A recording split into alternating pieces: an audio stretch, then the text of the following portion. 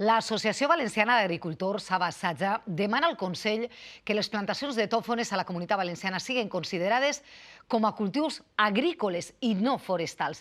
Denuncien que amb l'actual classificació d'aquest producte es perd competitivitat.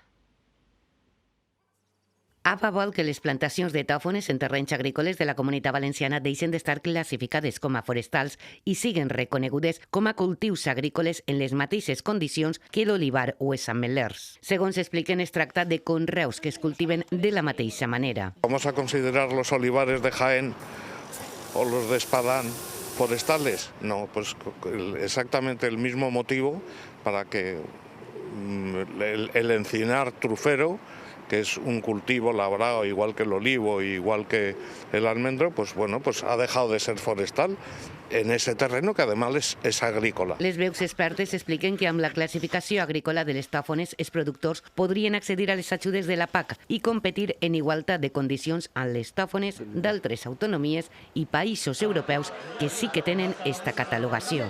Si tuviera, podría tener acceso a las ayudas de la PAC. De esta manera no hay ayudas. Les temperatures suaus i la falta de pluja han passat factura a la campanya de la tòfona per segon any consecutiu. Només s'han arreplegat el 30% de la producció. Tots els anys ne tenen.